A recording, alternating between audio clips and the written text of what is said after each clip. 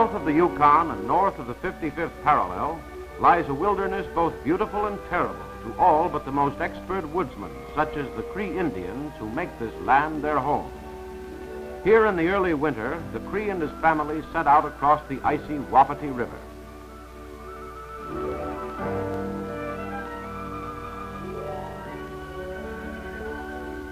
An important feature of the party is the trapper's small pack of dogs.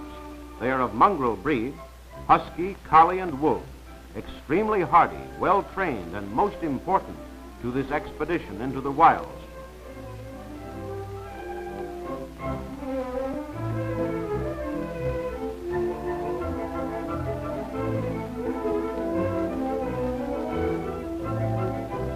The horses are unpacked, for beyond this point there are no trails. The going is tough, and traveling must be done on foot. Winter supplies are sorted and made into small packs. Only the essentials are included, for these Indians have been living off the country for centuries, and even today they require but few of the white man's so-called necessities of life. Each pack must be evenly balanced so it will ride properly on the back of its beast of burden. Yes, it is the dogs that carry the packs from here on. This one's name is Skookum Tum Tum, which means strong and brave in the Cree language.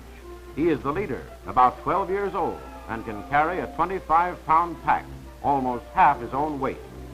The general rule is to load a dog with a pack weighing about 1/3 of his weight. These packs must be secured so they will not slip or shift on the trail. This one is Tillicum, or Little Friend. He's just a pup, and it's his first trip. One by one, the dogs are loaded and their packs carefully adjusted. We do not normally think of dogs as beasts of burden. However, long before horses were introduced into North America by the earliest Spanish explorers, Indians were using dogs as pack animals. They are never overloaded and are quite accustomed to the work.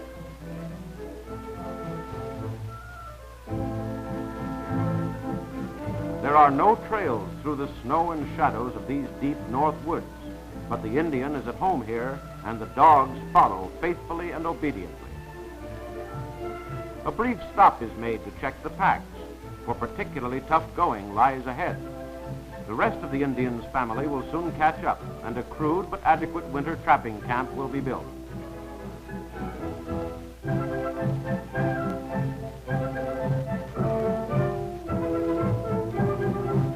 Occasionally, the little pack train emerges onto open barrens, but even here, traveling is not easy. Skookum is not quitting. He's just sitting down for a rest, for it's a long, hard trip. Fortunately, there is always an end to every day when the heavy packs are slipped off, and how good it feels.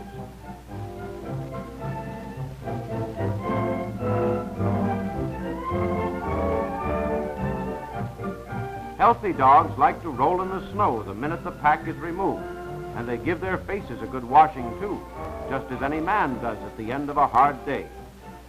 Work from daylight to dark is their usual lot, but once the packs are off, they often have enough pep left to go bear hunting. They know better, however, than to leave camp without their master's permission.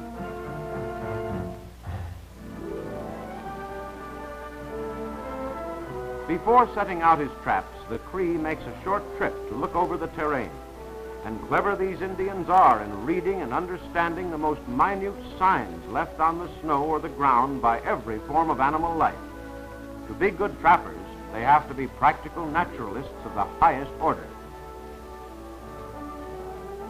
They can cross a slippery log over an icy stream with the sure-footed skill of a fox.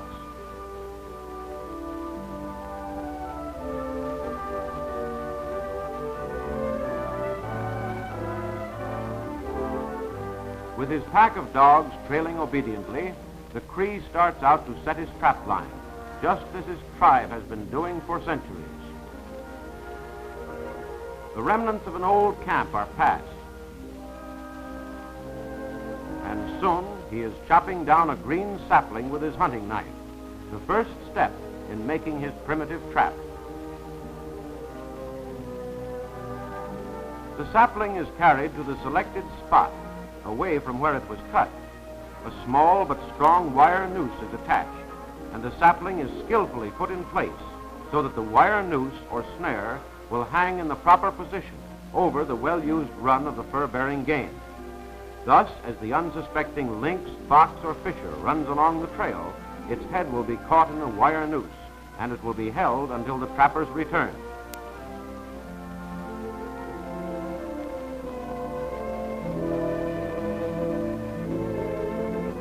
Another snare is attached to a tree lying in a natural position across a game trail. Many such snares will be set throughout the area.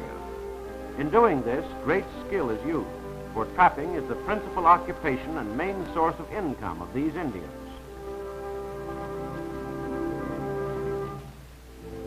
In camp, the trapper's wife is busy dressing the pine squirrels that have already been snared. The skins of these animals will probably wind up as a fine fur coat on Fifth Avenue.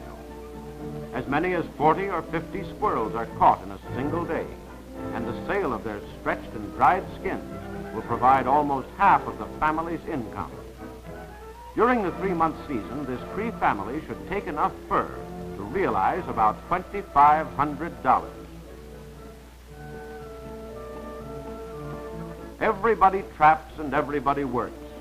Notice that fine black fisher skin hanging in the back of the lean-to, and the big lynx the man is working on. These will bring fancy prices at the trading post. Even when the snow becomes deep and the temperature drops far below zero, the Cree and his dogs must go out to tend the traps, although there are times when the fur-bearing animals seem to disappear. Then a hunt for bigger game is necessary, for hunger sometimes makes life difficult and distressing for man and dog. Half wild though some of these dogs are, they are trained to hunt mountain lion, bear, and moose. They know that a big moose will mean plenty of food for themselves and their master.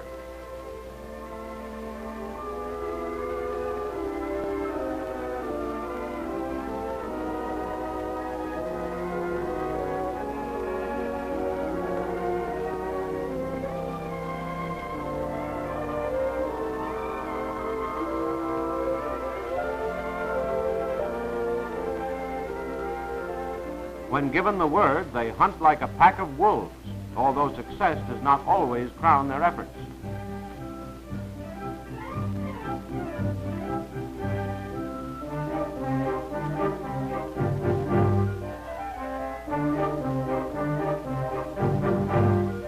All of the furs are taken for the purpose of sale or barter at the trading post.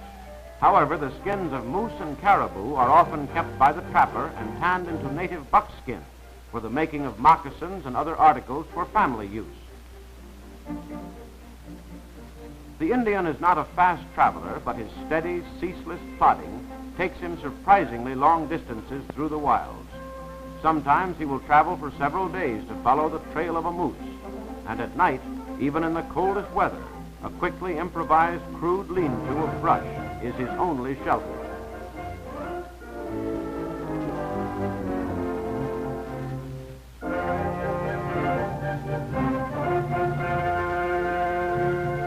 The dogs are sent ahead, and the game is finally located. There he goes. Occasionally, a dog is killed before the Indian reaches the scene, but success means food for all and lots of shoes for baby.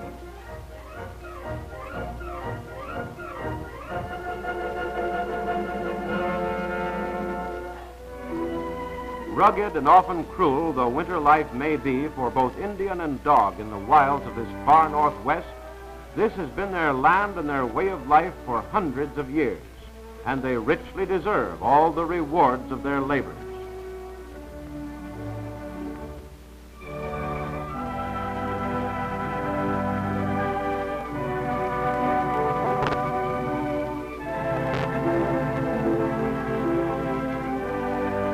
At the end of the season, the dogs carry out the furs, a lighter load than they carried in. It's a dog's life, all right, for both man and beast, but without the beast, the man could not survive.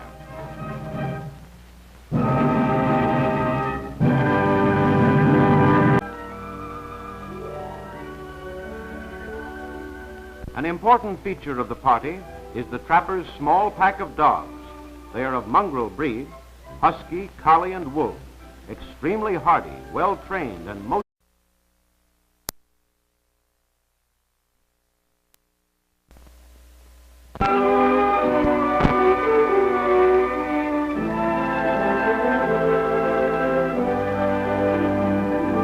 important to this expedition into the wilds.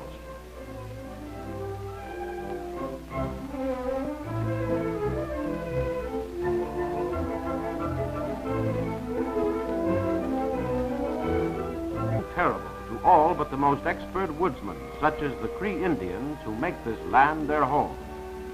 Here in the early winter, the Cree and his family set out across the icy Wapiti River.